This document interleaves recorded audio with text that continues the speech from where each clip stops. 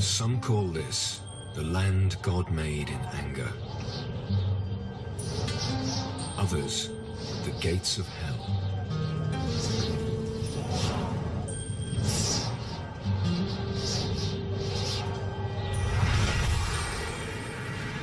Scorching heat. Shimmering mirages. The deserts of Namibia in southwest Africa. This is a hostile place. Yet there's life here in abundance.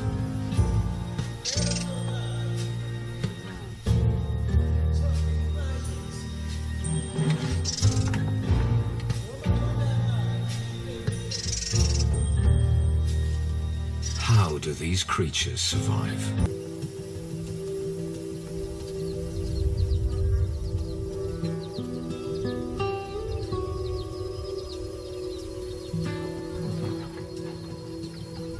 Animals this size are rare in the desert.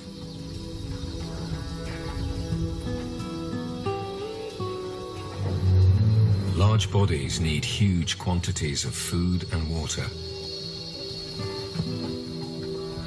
In the deserts of Namibia, both are in short supply. Some of the largest animals on the planet, flourishing in one of the driest landscapes on Earth. Namibia's desert kingdom is framed by two enduring rivers to the north and the south. You can travel for days here and see nothing but dust and sand. The secret to survival in this barren landscape lies in these vast dry valleys cut through the land. Riverbeds with no sign of water. Yet here, even without rain, life clings on.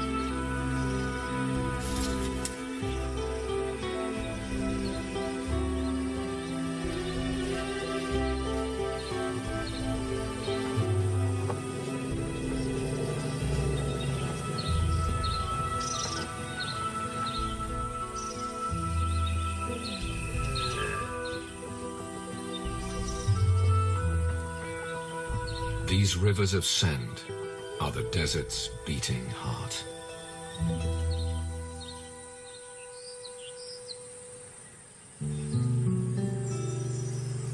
Strangely, the Namib Desert is created by water. Far inland, rivers flow through the mountains.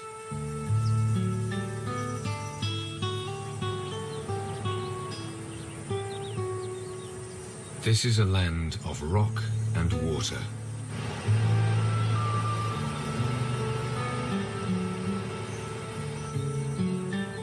And with so much water, there's no shortage of life.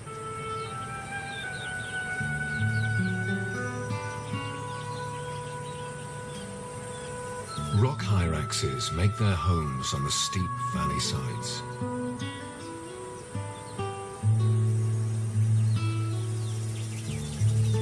Swifts nest here by the thousand, and they're constantly on the wing in search of insects.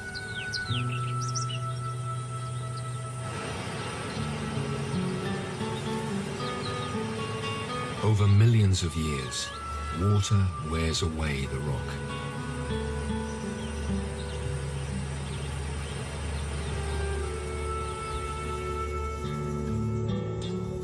It carves deep gorges, grinds mountains into sand, and washes it down towards the sea.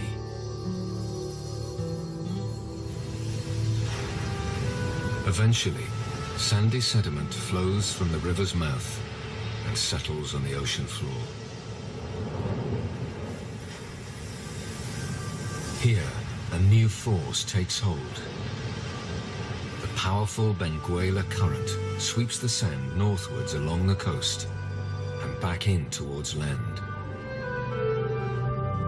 Tides and storms deposit it along the desert coast. Billions of tons of sand are dumped here, then driven inland by the relentless trade wind to create the vast, beautiful, and hostile dunes of Namibia's desert.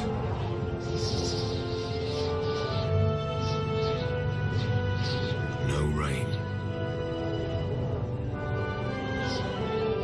No water.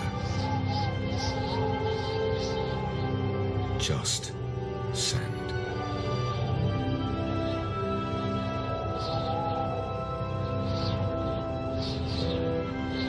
It blows across the empty plains, swirls through the dry valleys that cut through the desert.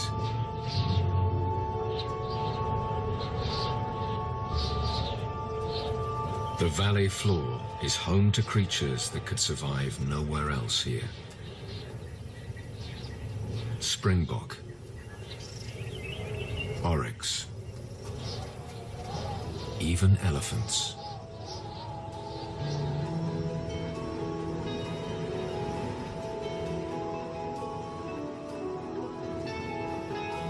The trees are a clue to these animals' survival. Plants cannot grow without one vital ingredient. Somewhere here, there is water. It's so dry in the Namib Desert that water usually only flows down these sand valleys for a month or two each year. Even then, the river rarely reaches the sea. The sand is deep and dry. The water sinks away. Only the deepest roots can find it. It's what makes life here possible.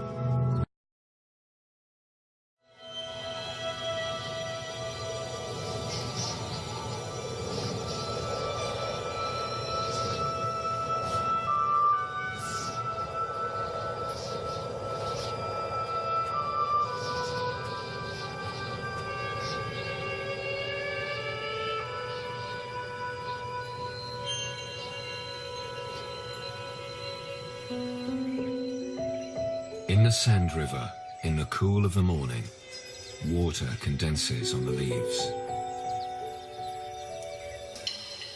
For one ephemeral hour, it's almost as though it had rained.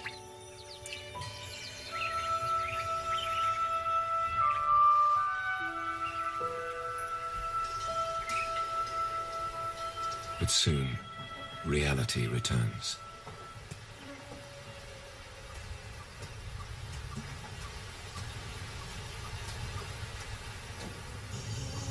For desert giraffes, finding food is only half the battle. The hard part is winning a mate. These two males are normally content in each other's company. But when a female comes by, that changes.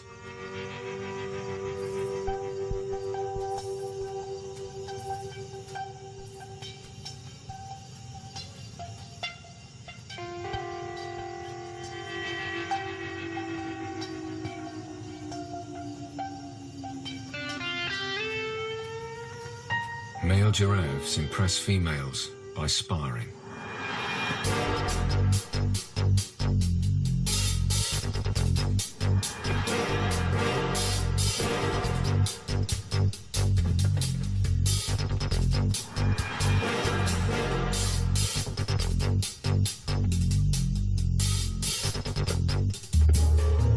This fight is comparatively gentle. They can be brutal. The female's not impressed.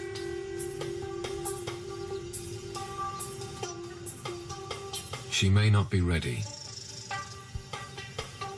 Or perhaps she's aware that they're not alone.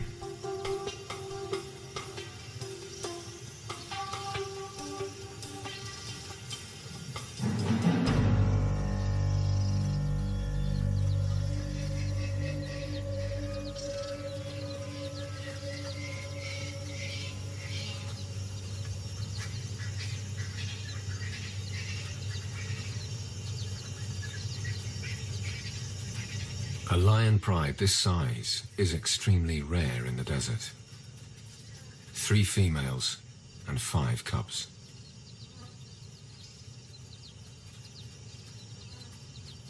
There is enough prey for them, but these desert lions have been persecuted by humans to near extinction.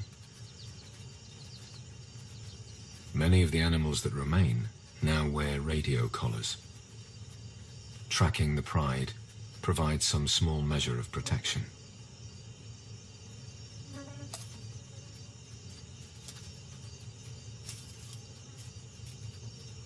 Here, for now, they are comparatively safe.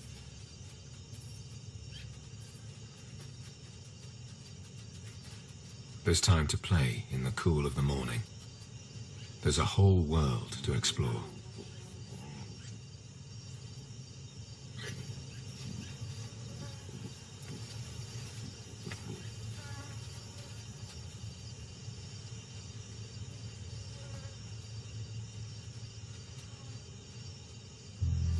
But there are hard times ahead.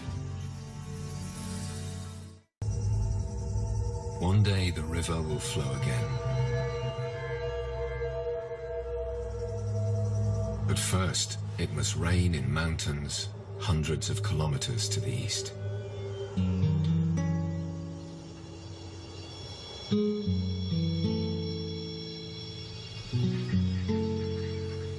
Until then, the next drink and the next meal are never certain.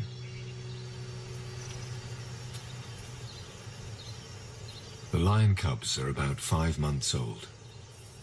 They need fresh meat every few days, or else they'll starve.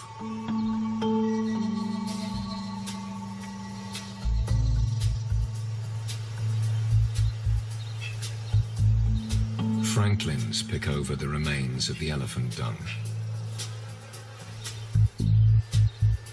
Ideal stalking practice for ambitious young predators.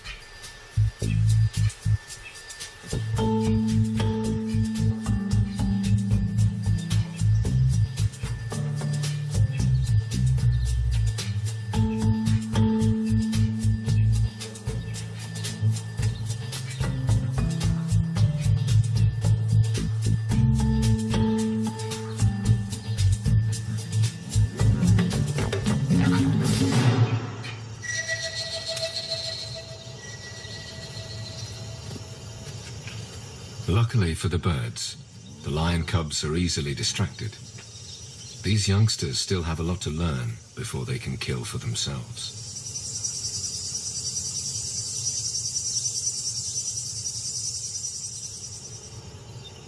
Lions are ambush predators, but in this desert environment, opportunities are rare, and concealment is hard. One cub can't resist and follows the adults. It's a mistake that could spoil the hunt and cost the small youngster its life.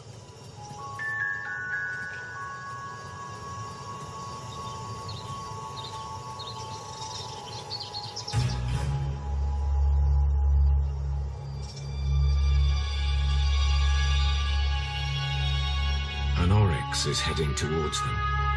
An opportunity.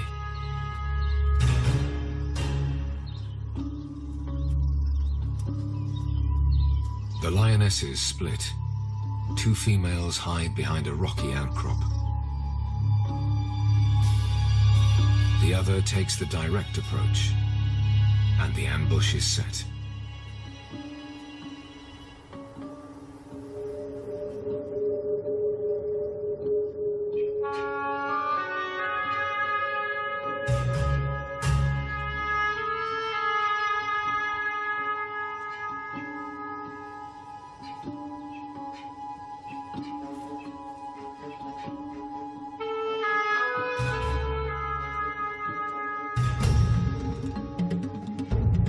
But the cub spooks a herd of springbok.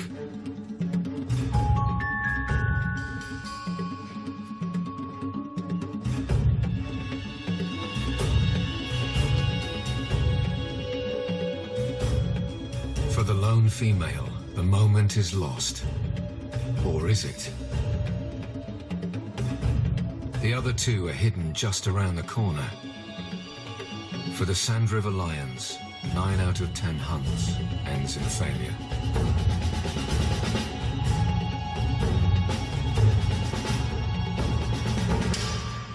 But this time, they're in luck. The females will eat their fill, then bring the cubs in to feed on what remains. But while most of the cubs wait patiently for the females to return, their sibling is lost. The lionesses return.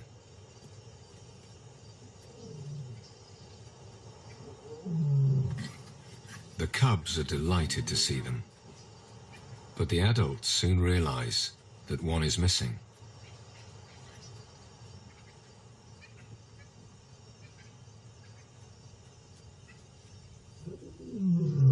They call for the missing cub.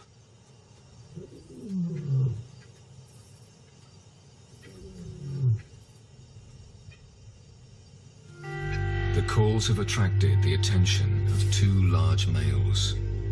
If they fathered the cubs here, all will be well. If not, they'll kill them in order to sire cubs of their own.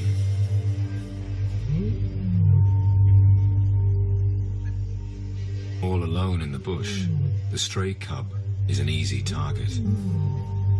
Unless it finds its way back to the protection of its mother, it could easily lose its life.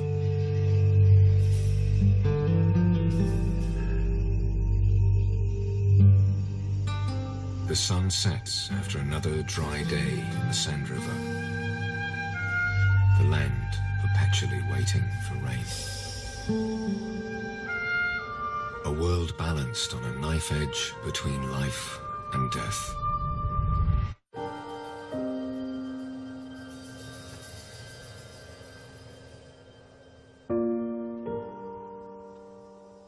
Then a new day begins, and the temperature starts to climb once more.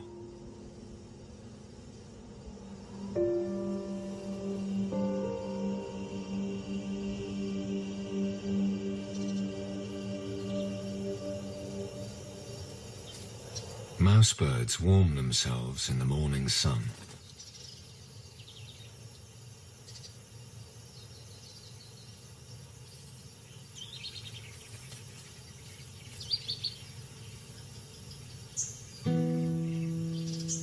A caracal scans the desert in search of breakfast.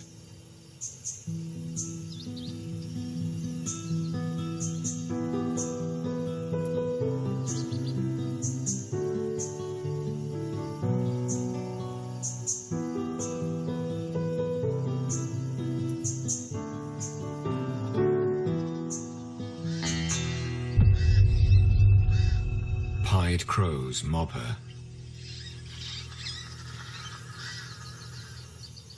She'll take their chicks if she can find them.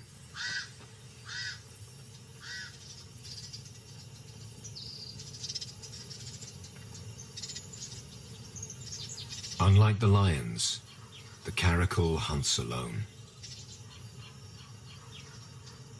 Her huge ears can detect even the smallest movement in the undergrowth.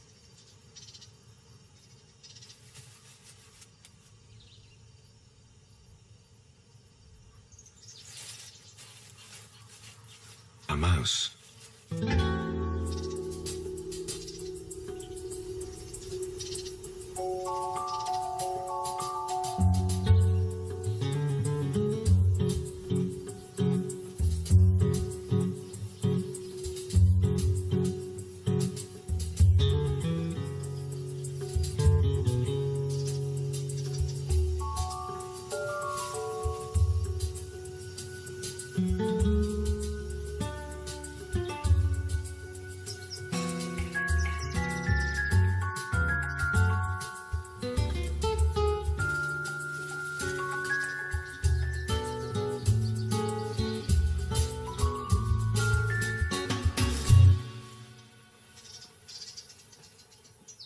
The caracal gets both food and moisture from a single meal.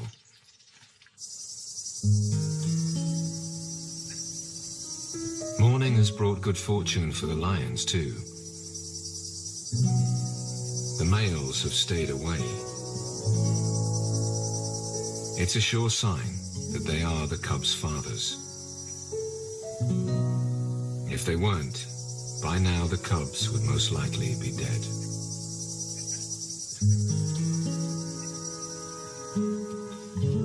And finally, after many anxious hours, the pride stray emerges from the dunes.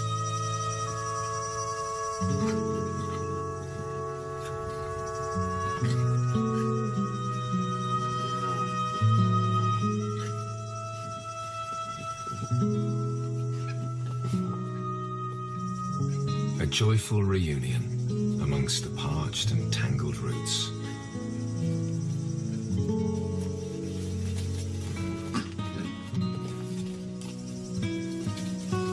For once in this harsh land, a happy ending.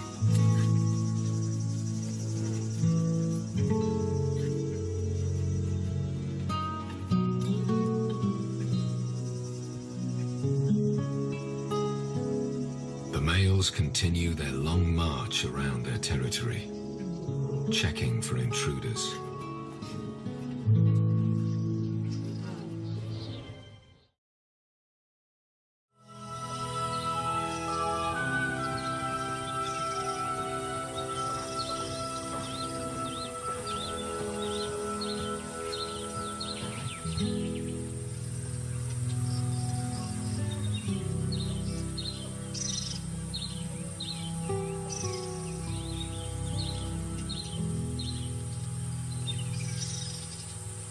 Even a full-grown bull elephant struggles to reach the good stuff.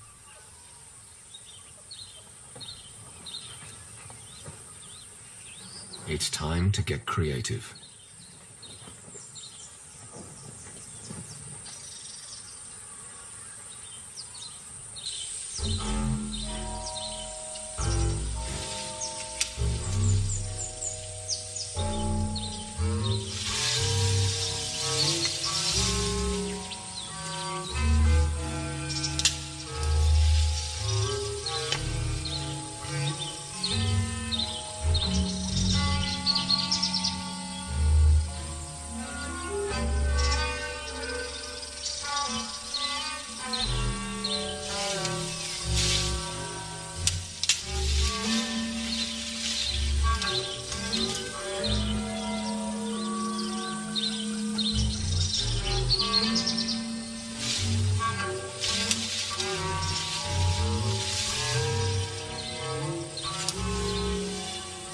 Elephants are social animals.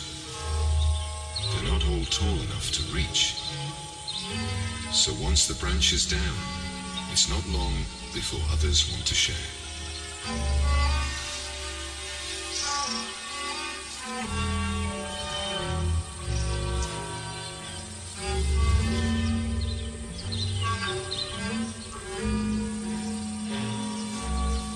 The bull's having none of it. Well, maybe he could let the youngster have just a bit.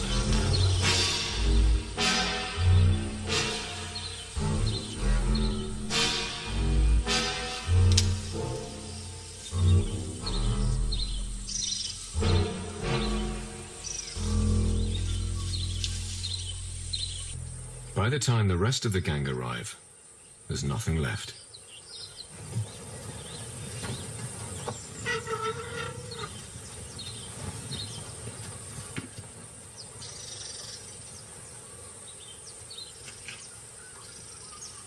The fact that so many elephants can live here is testament to their extraordinary survival skills. The babies of these desert elephants suckle from their mothers for up to 7 years. Much longer than their cousins on the savannah. Without that, it's unlikely they'd survive.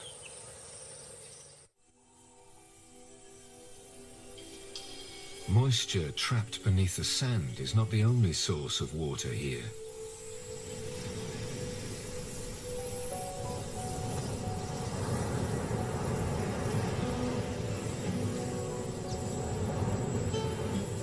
The same trade winds that create the dunes also nourish the plants.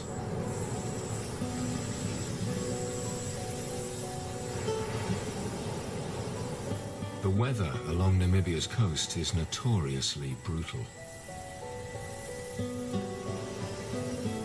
The shoreline is littered with wrecks.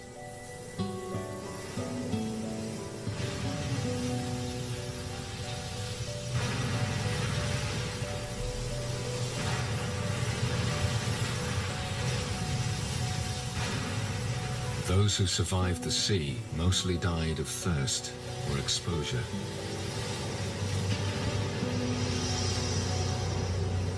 The few who lived to tell the tale gave this shore its name, the Skeleton Coast.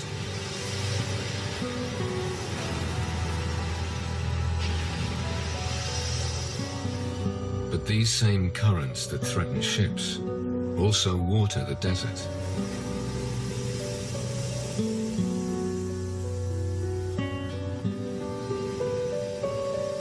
Cold seawater is heated by the warm desert shore.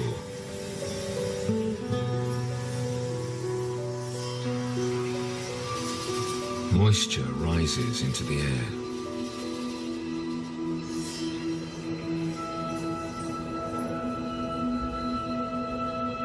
From time to time, the trade winds blow this humid air inland.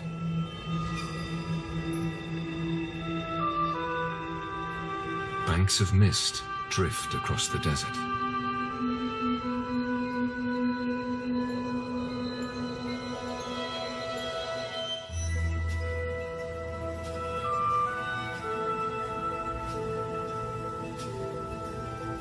The Sand River has been dry for almost a year. And with every passing day, the land grows drier. It could be months before water flows again.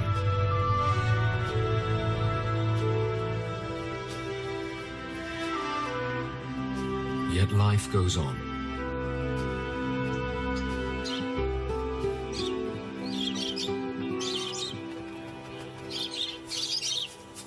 Lovebirds shelter in the shade of the rocks.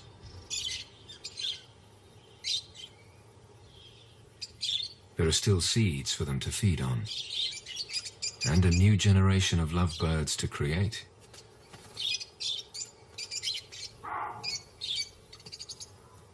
Baboons thrive here. These are true survivors. They too find shelter on the Sand River's rocky walls.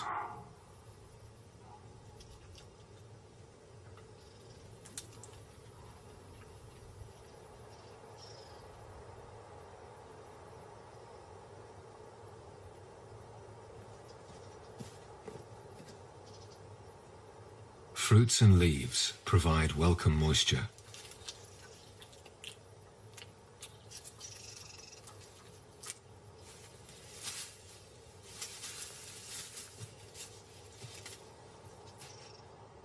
In the Sand River, food can be found if you know where to look.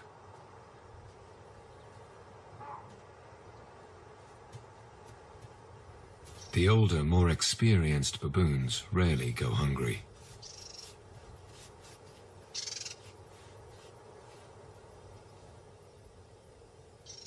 Food is not the problem. As always here, it's water.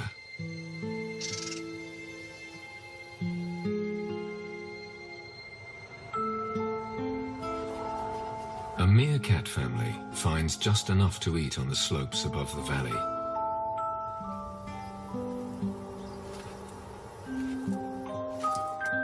They can survive here because they don't need to drink. They get all the water they need from their food.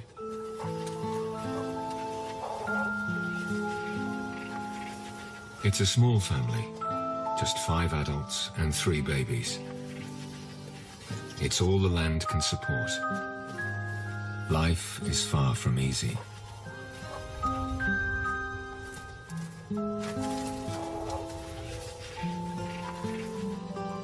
Every day they must scratch a living from the unforgiving sand and gravel. Breakfast may be grubs or beetles. If they are lucky, a juicy scorpion.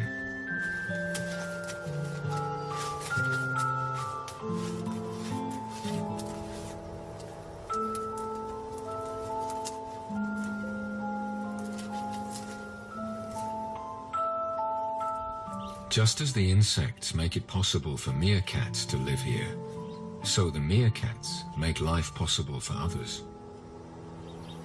They must watch for foxes, jackals, snakes, and for danger from above. Eagles patrol these skies. This one has already made a kill. But it's not from their group. For now, the skies are safe.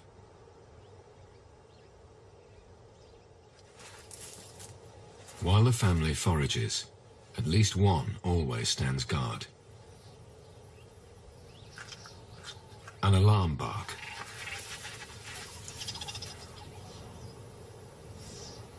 One has spotted danger.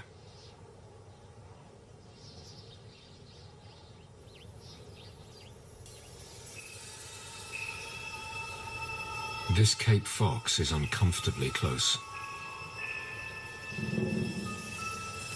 He may just be resting, or he could be contemplating breakfast.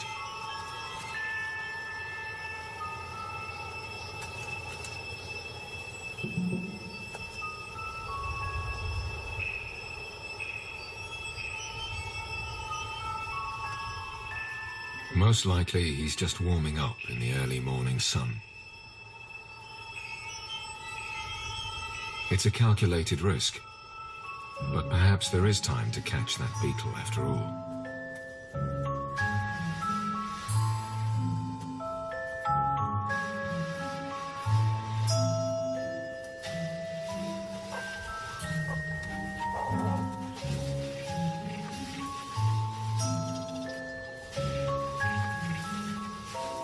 In the end, the family decide that the fox is just too close for comfort.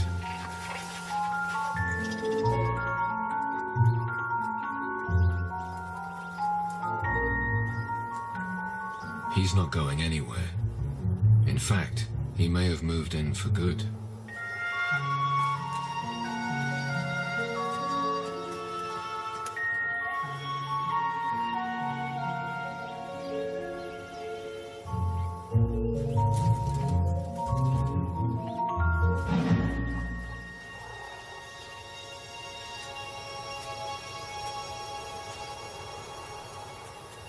This may be a safer home.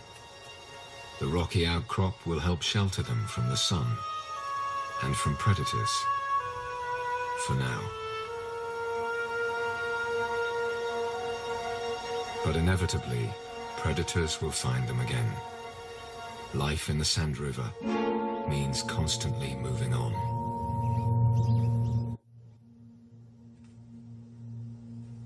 On the vast, barren plains between the Sand River valleys, life is even tougher. As always, it's all about the hunt for water. Ostriches can walk huge distances. They're built for the desert. Oryx and springbok, too.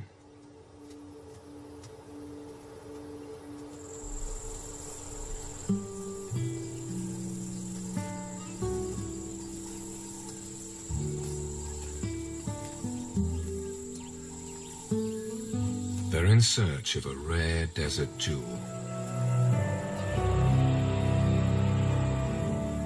A small freshwater spring, far from the Sand River.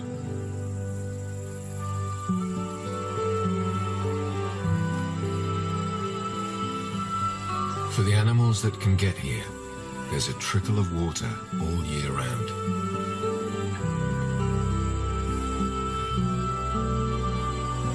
Martins take a drink on the wing.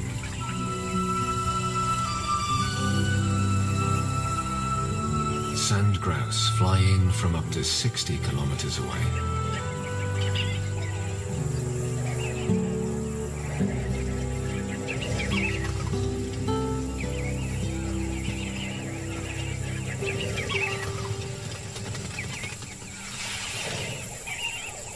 Huge flocks gather every morning. They dip their breast feathers, soaking up water to carry back for their young way off in the desert. They must remain alert. Falcons watch over the oasis. For them too, this is a place of plenty.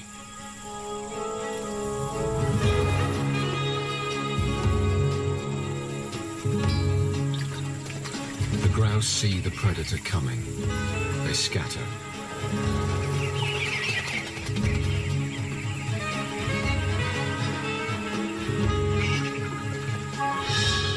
This time, the falcon misses, but soon she'll try again.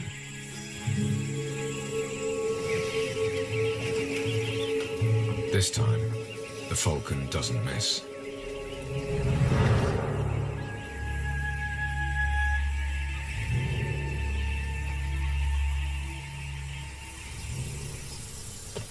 In the Sand River Valley, the elephants have developed their own unique way to get water.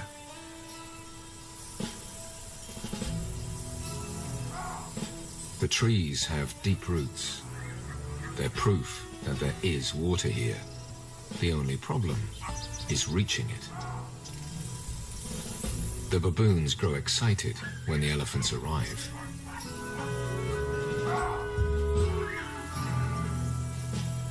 They know what's coming next. The elephants are their ticket to a free drink.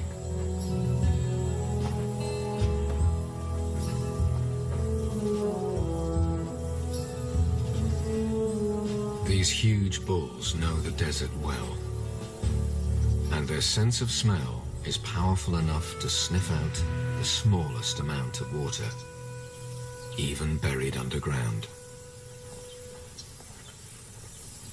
When he's pinpointed the spot, the bull begins to dig.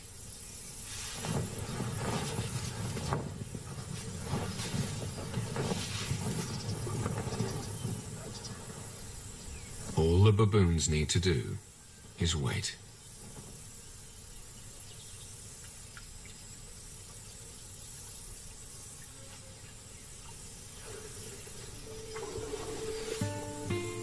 About a meter down, the elephant finds what he's looking for.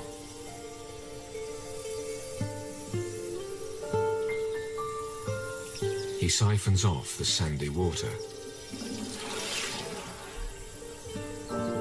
to leave a fresh, clear pool.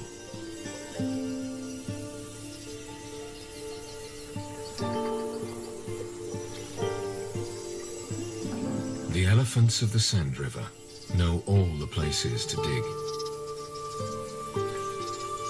Most likely, they learned from their families. Elephants pass knowledge from generation to generation. It's the key to their success.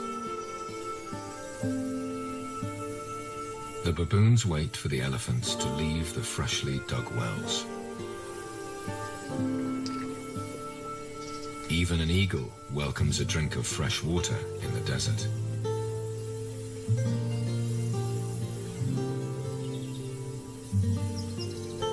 For all these animals, this is a fleeting opportunity. All too soon, these wells will run dry.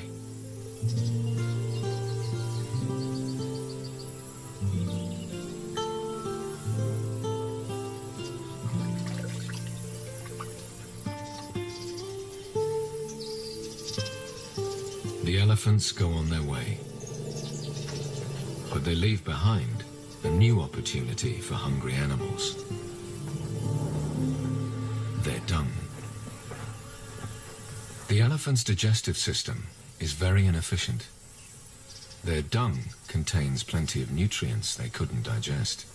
For the elephants, that means a constant search for food, while other animals feast on undigested seeds and insects that gather on the dung.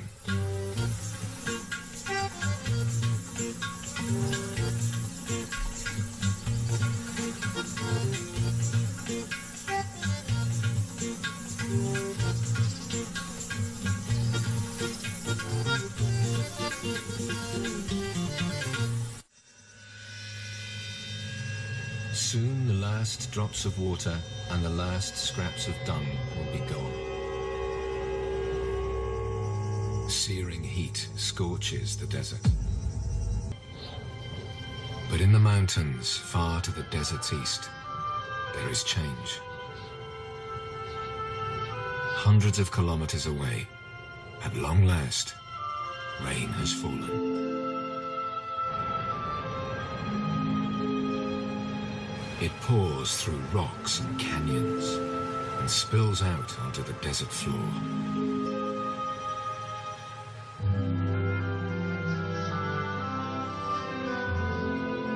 In the Sand River, there is a familiar harsh blue sky.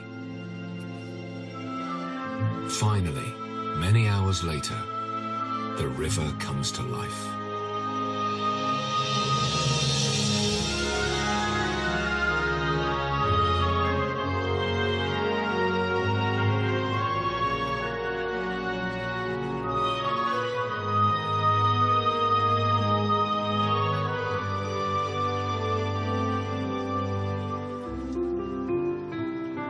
It's a meager trickle, but it's more water than this valley has seen for a year.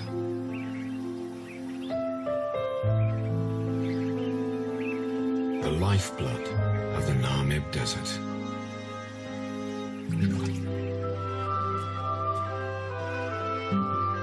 The reason why anything can live here at all.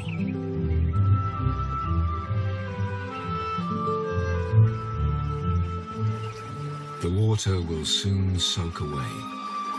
It will pool amongst the rocks below the sand.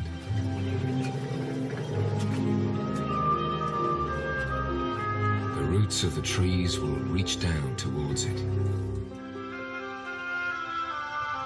Their growth will fuel new life.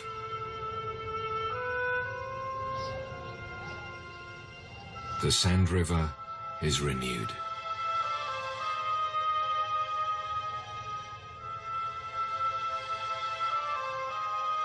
And then, life goes on.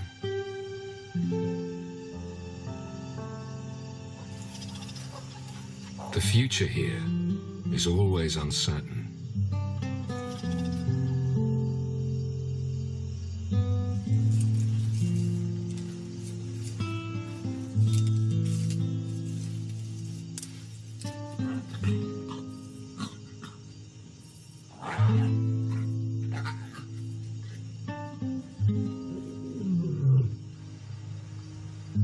Namibia's desert kingdom endures, as it has for thousands of years.